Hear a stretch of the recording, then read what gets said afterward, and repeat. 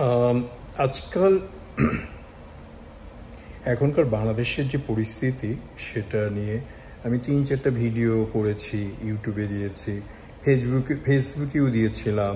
ছাত্রদেরকে সমর্থন করতে যে আমি ভিডিও করতে করতে করতে ভিডিও দেখতে শিখতে কি বলে ইনফরমেশন নিয়ে অনেক ভিডিও দেখে অনেকের সাথে কথা বলে শেষ পর্যন্ত দেখলাম কি যে বাংলাদেশের এখনকার যে সরকার তার বিরুদ্ধে আমি কথা বলছি।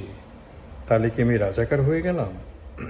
আমার বাবা মুসলিম লীগ করতো। মুসলিম লীগ করার অর্থ এই যে ইস্ট পাকিস্তান আর ওয়েস্ট পাকিস্তান, আমার বাবা ওয়েস্ট পাকিস্তানকে সাপোর্ট করতো। তো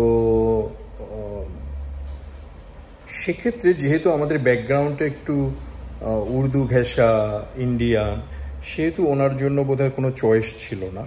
কিন্তু আমার বাবা রাজাকার ছিল না।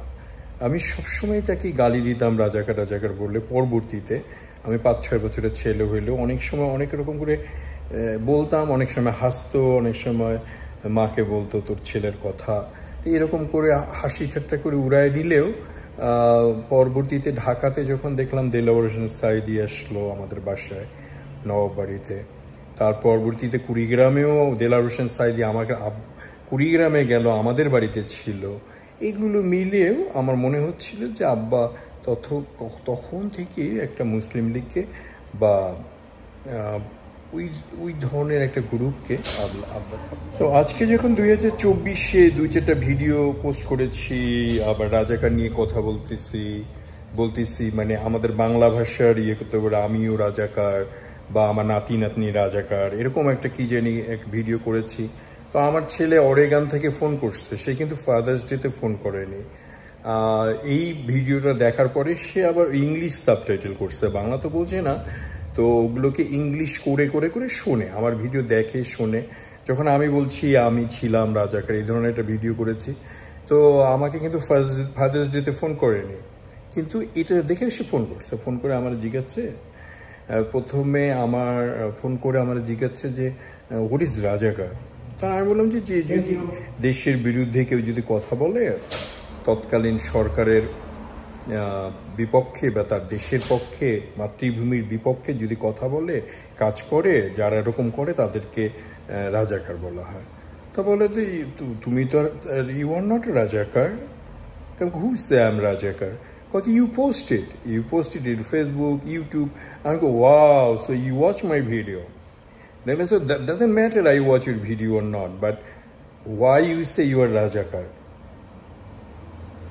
তা আমি তো ছাত্র আন্দোলনের পক্ষে কথা বলি আর না বলি, আমি তো এখন যে এই যে কচুকাটা হচ্ছে, রক্তাক্ত হচ্ছে বাংলাদেশ, এর বিরুদ্ধে তো আমি কথা বলবোই।